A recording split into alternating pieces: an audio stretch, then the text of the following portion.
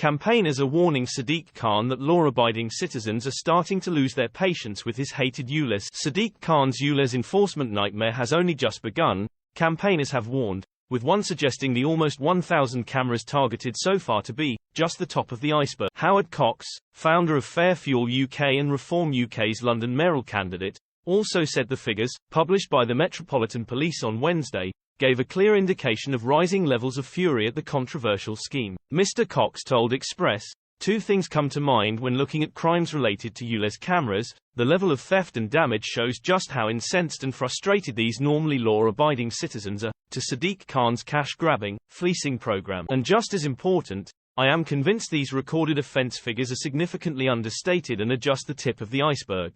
The ultra-low emissions zone, which was rolled out across all 32 London boroughs in the summer, is intended to cut emissions across the capital. However, critics have branded it a stealth tax, with vehicles which do not comply with set standards required to pay £12.50 a day to drive in London. Mr. Cox added, "These decent people are not going away." As Reform UK's mayoral candidate for London, I cannot condone their lawless activity, but my frustration with this pointless virtue signalling pain being inflicted on low-income families and small businesses is just as intense. My heart goes out to those convicted.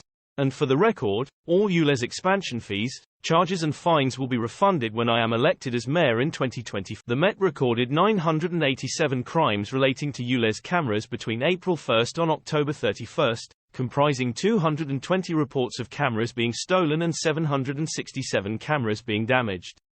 5 people have been arrested and 2 charged. Anti-ULEZ campaigning Claire Turner characterized the targeting of the cameras as an inevitable consequence of Mr. Khan introducing what she called his very unpopular, unwanted and unneeded policy based on lies and manipulation of data. She continued, "Obviously, no one condones criminal damage, but people are angry, no one is listening or helping.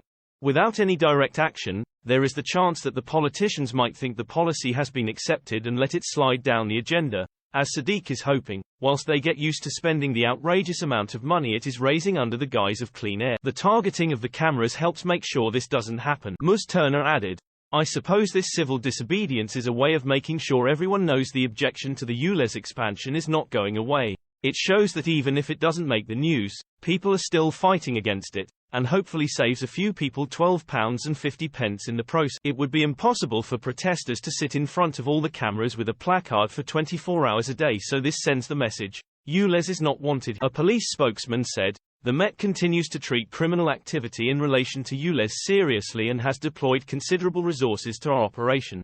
Where there are possible lines of inquiry, local investigators will follow up using a range of investigative approaches including CCTV trawls, witness searches and an assessment of forensic opportunity."